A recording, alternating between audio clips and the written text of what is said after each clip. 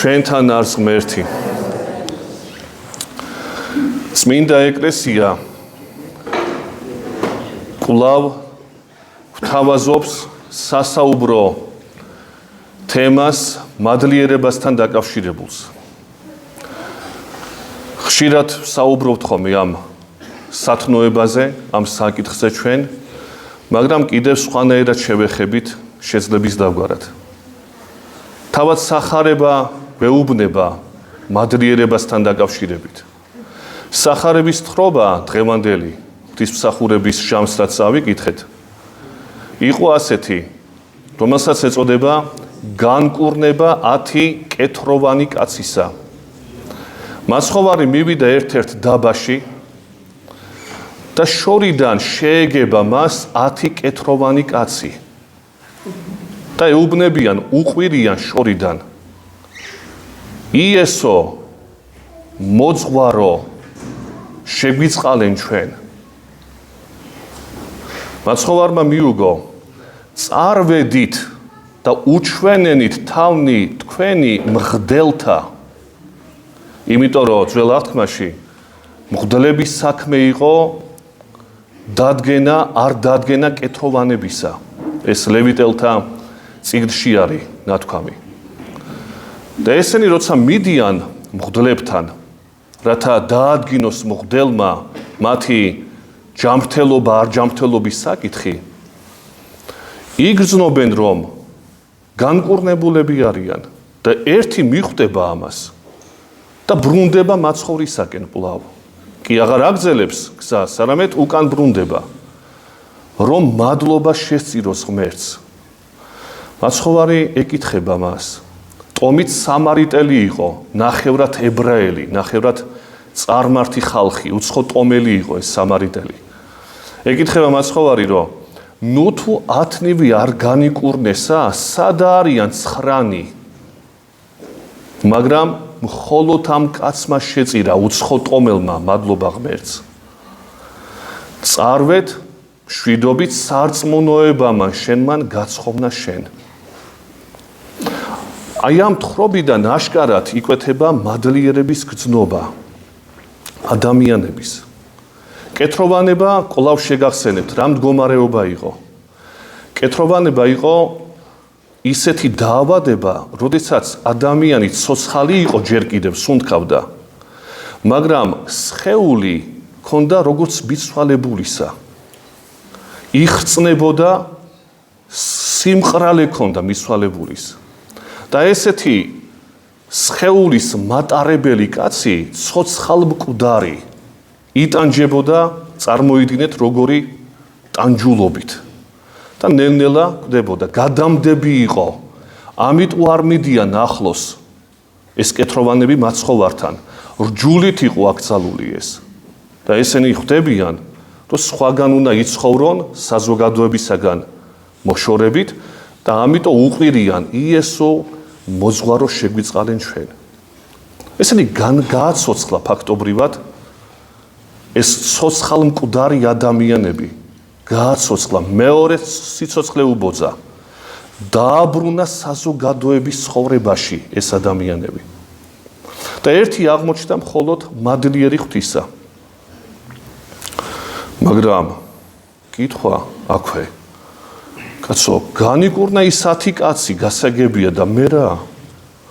21 საუკუნეში მცხოვრები კაცის მდგომარეობა, თქვენ რომ მეუბნებით, რომ მადლიერი უნდა ვიყო და ამაზეა დღევანდელი სახარება, მე ხო კეთროვანი არა ვარ. არც რეანიმაციაში არ ვიმყოფები ღმერთის წყალობით. არ მეჭირს არაფერი ისე საიმისო, რომ მადლობა შევწირო ღმერთს. უпроსორად, კი, რა თქმა უნდა, ზოგადად ყველა ჭკუად მყოფელს რო კითხო, შენ მადლიერი ხარ ღვთისა? თუ სუმთად ეშმაკისეული არ არის? ყველა იტყვის, რომ რა თქმა უნდა, დიდება ღმერთს, რომ აი ვარ და მაგრამ ეს არ არის. სინამდვილეში ეს არ არის მადლობა ღვთისა. მადლობა ღვთისა შეიძლება ითქვას ეგზისტენციალურად, ანუ მყოფობით თუ მიხვდი, რა არის მადლობა ღვთისა? მადლიერება თურმე არის გადაბმული ცნება ბედნიერებასთან. რაზედაც წინა კვირას ჰქონდა საუბარი. მადლიერება ღვთისადმი ეს არის წინა პირობა იმისა, რომ შენ ხარ ბედნიერი კაცი. უმადური კაცი ბედნიერი კაცი ვერ იქნება. მადლიერება ღმერთს კი არ ჭირდება ჩვენი. ღმერთს რაში ჭირდება? ღმერთი არის აბსოლუტი. ყოვლად ნეტარი, ზეკეთილი, ზენეტარი. არის ესეთი გამონათქვამიც. ღმერთი მთვრალია. საოცარი გამონათქვამია, შევეხებით მერე. თავისი ზეკეთილობიდან გამომდინარე. პირობითი გამონათქვამია ასეთი. რომ ვეღარ მოძებნეს წმინდა მამებმა. როგორ გამოხატონ ზეკეთილობა, ზენეტარეულობა ღვთისა, დაარქვეს ასე. ღმერთი მთვრალია. და შესაბამისად, არ ჭირდება ღმერთს ჩვენგან დიდება. ჩვენ გვჭირდება. ესე იგი, მადლიერი კაცი, მაშასადამე ბედნიერი კაცია. თუ უმადურია კაცი, მაშასადამე არის უბედური კაცი. მაგრამ მადლიერი რო ვიყო მე, ესე იგი, ბედნიერი რო ვიყო მე, ჯერ ხო მადლიერი უნდა ვიყო, როგორც თქვით. ჯერ უნდა გავარკვიო, როგორ ცხოვრობ, რითი ვცხოვრობ, რა აზრებით ვცხოვრობ. რა აზრებიც მაქვს, ის ცხოვრება მაქვს. აზრებია გადამწყვეტი ადამიანის ცხოვრებაში. მისი მადლიერება ბედნიერებისა, თუ უმადურობა უბედურებისა. როგორ ცხოვრობ? როგორ უნდა ვუყურებდე მე ცხოვრებას? აი აქ შემოდის ერთი ძალიან საინტერესო მიმდინარეობა, ლიტერატურაშიც არის ეს მიმდინარეობა, რომელსაც ეწოდება რეალიზმი, ნატურალიზმი. ხელოვნებაში ზოგადად ცნობილია, მაგრამ ლიტერატურაშიც ცნობილია, განსხვავებით რომანტიზმისაგან. რომანტიზმი ლიტერატურაში არის ისეთი მიმდინარეობა, რომელიც სუბიექტური მდგომარეობიდან აფასებს ობიექტურს. მაგალითად, პოეტი წერს რაღაც ლექსს, გარე წვიმაა თქეში და თვითონ როგორც წვიმას და თქეს ისი არ აღიქვამს. მისთვის მზიანი ამინდია გარეთ. სუბიექტურიდან ობიექტურს აფასებს. რომანტიზმი ეს არის. თავისი მნიშვნელობით ძალიან ღრმა მიმდინარეობაა ეს. ესე ხელაღებით ლაპარაკი, რომ სუბიექტურია და ილუზორულია, ეს არ შეიძლება, იმიტომ რომ სიღრმეებში ჩადის ადამიანის სულისა რომანტიზმი. ჩვენ რომანტიკოსები გვყავს ბევრი, ქართველებსაც და საერთოდ. მაგრამ არის რეალიზმი. რეალიზმი რა არის? რეალიზმი არის ისეთი აღწერილობა ცხოვრებისა ლიტერატურაში, რომელიც არ გაურბის იმ ყოფით, რაც ხდება. რეალიზმი თვითონ რეალურობიდან გამომდინარე, თვითონ სიტყვა რეალიზმი რეალურობიდან გამომდინარეობს. ანუ როგორც არის, თავისი ტკივილით, სიხარულით, გაჭირვებით, აი ესე რომ აღწერს მწერალი. რატო ვამბობთ ახლა ამ ყველაფერს? ქრისტიანი უნდა იყოს რეალისტი. ხიბლში მყოფი არ უნდა იყოს იგი. ეს ცნობილი ამბავია. ჩვენ არ ვქმნით ილუზორულ ქვეყანას და ცხოვრებას და ამით არ უნდა ვცხოვრობდეთ.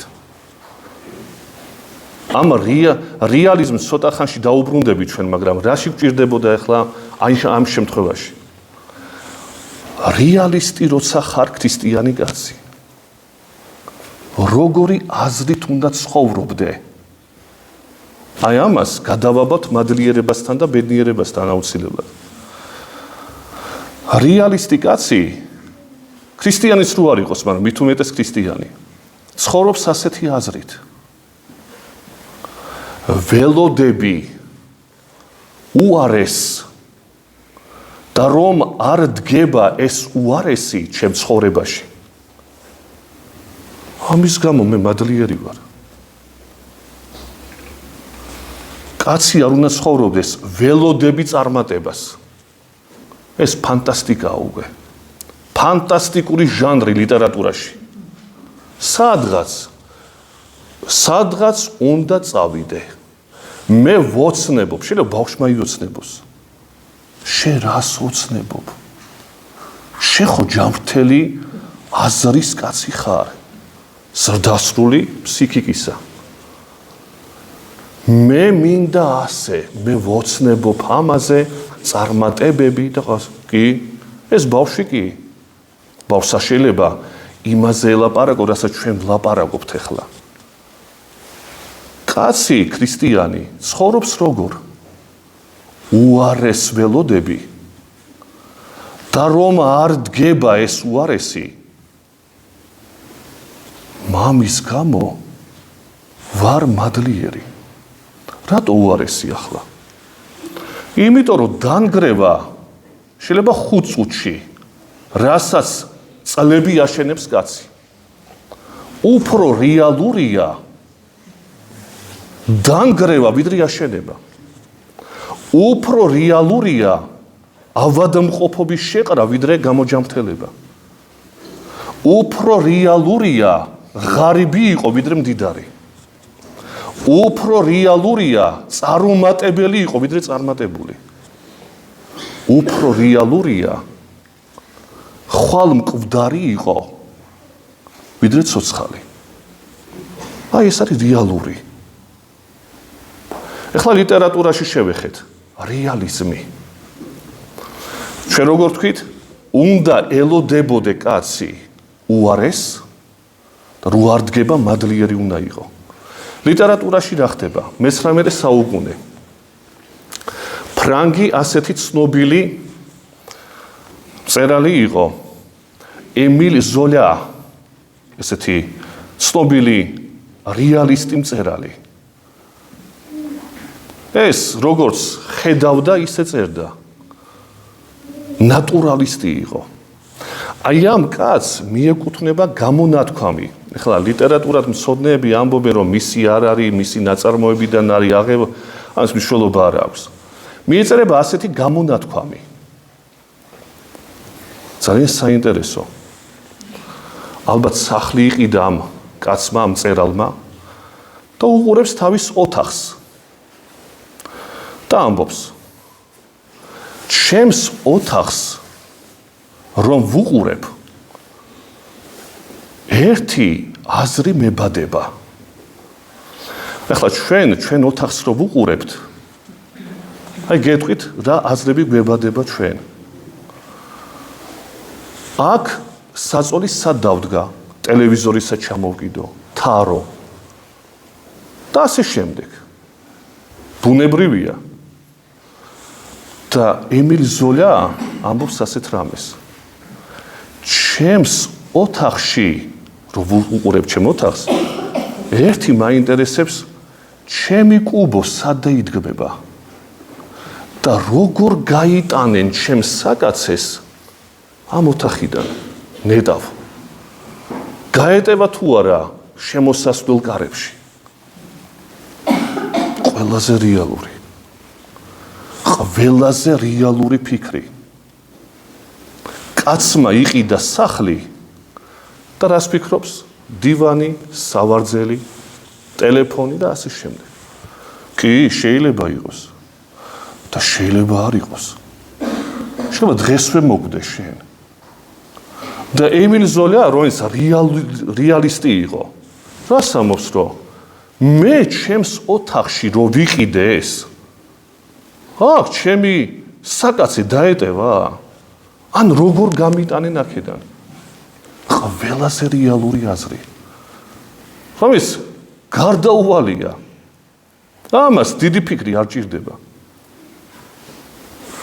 აი ახლა ეს აზრი ზოლიასი რომ გადავაბათ იმ პირველ შემთხვევაში თქმულთან ხვდება ადამიანი ერთ რამეს. ესე იგი, პირველი გამონათქვამი რა იყო? ველოდები უარეს და რომ არ დგება მადლიერი ვარ ღვთისა. ეს ერთი. და მეორე, როგორ გაიტანენ ამ ოთახიდან ჩემს საკაცეს. ეს მეორე. და ეხლა დაუბრუნდეთ მადლიერების საკითხს. ეს ყველაფერი იმიტომ მოვყევი ჩვენ. რო არ დადგა ის დღე და კვლავ გამითენდა და კუბოში არა ვარ. აიმე თურმე რა ბედნიერებაა ეს. მადლობა ღმერთს რომ დღესაც მე გავიღვიძე. ფული მაქვს თუ არა კი არა. რო გავიღვიძე. და აი როგორ გაიტანენ ამ ჩემს საკაცეს ხო ეს არის რეალიზმი. და რო არ გამიტანეს ჯერ. გავიღვიძე კვლავ. მეორე დღე კვლავ გავიღვიძე. ერთი კვირა კვლავ გავიღვიძე. ჯერ გადადებულია თურმე ის რაც უეჭველად უნდა მოხდეს ჩემ ცხოვრებაში. ჯერ გადადებულია. და ნახეთ, მე კეთროვანი არა ვარ. რეანიმაციაში არა ვარ. რატო უნდა შევწირო ეგზისტენციალურად მთელი ჩემი განცდით მადლობა ღმერთს, რატო უნდა შევწირო კაცო? არაფერი მიჭირს.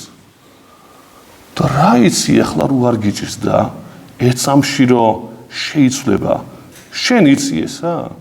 და უეჭველად რო შეიცვლება ეს ხო იცი?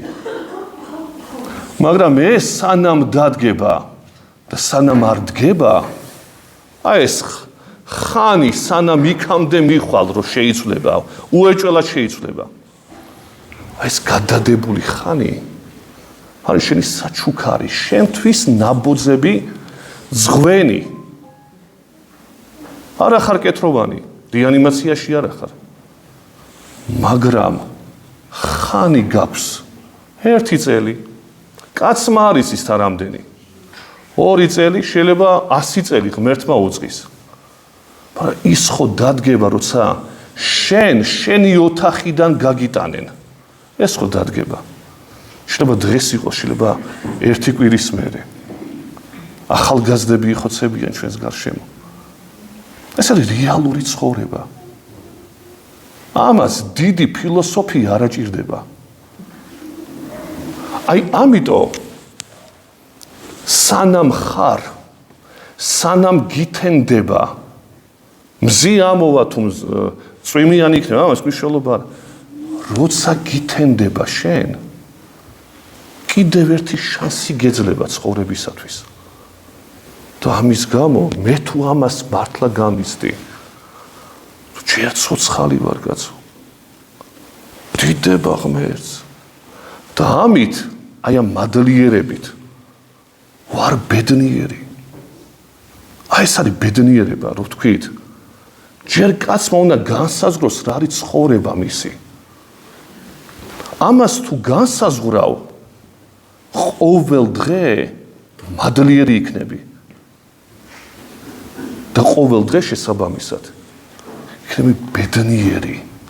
იმით რომ ხარ, ჯერჯერობით რომ ხარ. და რო არ იქნები ეს ხო ვიცით. ეს არის რეალიზმი, ამას რომანტიზმი არ აჭირდება. შეფუთვა სილამაზეში არ ჭირდება. ეს არის რეალური ცხოვრება ჩვენი. მაგრამ ჩვენ ამას გავურბივართ. ჩვენ არ გვინდა ამაზე ფიქრი. რთულია დეპრესიაში მაგდებს მე. რატო? იმიტომ რომ ქრისტიანი არა ხარ კაცი. ყველაფრით ხარ დაკავებული გარდა იმისა, რაც ყველაზე მნიშვნელოვანია და ამიტომ არც მადლიერი ხარ. და თუ მადლიერი არა ხარ, მოკლებული ხარ ბედნიერებას. ამიტომ უმეტეს შემთხვევაში ადამიანები არიან უბედურები. რატო? იმიტომ რომ რო გაიღვიძეს იმას კი არ ხედავენ, რასაც ვლაპარაკობთ. რო შეიძლება არ გაიღვიძა დღეს, მაგრამ რო გაიღვიძა, ამას კი არ აფასებს. მეზობელმა მანქანა შეცვალა. მეც ხო მინდა. და უბედურია კაცი. ბანალური აზროვნება. დაბალი დონის მდგომარეობა ადამიანების. იმას რო აქვს მეც მინდა. და იტანჯება მთელი ცხოვრება. 100 წლისა და ტვინი არ აქვს. 100 წლის არის და ტვინი არ აქვს. არ უფიქრია ამაზე. რაც ყველაზე რეალურია. არც მადლიერია. შესაბამისად, არც ბედნიერი. კეთროვანება არ აჭირდება კაცს. და სადღაც წოლა სავადმყოფოში თუ რო გამოჯამთელდება, მე რთქვას, მე დიდება ღმერთს რა კარგია. კი, რა თქმა უნდა. მაგრამ ჩვენ ხო ყველანი სიკვდილით ვართ დაავადებულნი. ჩვენშია ეს, უბრალოდ ვერ მოქმედებს ჯერ. ყველა ადამიანში პოტენციურად სიკვდილია. და ეს ხო ვიცი ჩვენ. და ჯერ რო არ ახარ მკვდარი იმ ოთახში, სადაც შენ გეგულება დიდ ხან სიცოცხლებ, სანამ მკვდარი არ ახარ. იქამდე უნდა მადლობდე ღმერთს და ამით უნდა ისუნთქო. ამით უნდა იცხოვრო. ამას უნდა აფასებდე. ყოველ წამს შენი სიცოცხლისა. ყოველი ყავის დალების ჟამს შენი სიცოცხლისა. ჩაის სურნელება უნდა იგრძნო. მზის სითბო, ჰაერი, ზამთარი, გაზაფხული თუ სხვა. ამისთვის უნდა მადლობდე ღმერთს, იმიტომ რომ ხვალ აღარ დადგება ეს. ხვალ შენი ოთახიდან გაგასვენებენ. და დამთავრდება შენი მთელი მოგზაურობა. იმედია სასოწარკვეთილებაში არ ჩაგაგდეთ. დააგლოცოთ ღმერთმა და მოგცეს უფალმა მადლიერებისა და შესაბამისად ბედნიერების განცდის უნარი.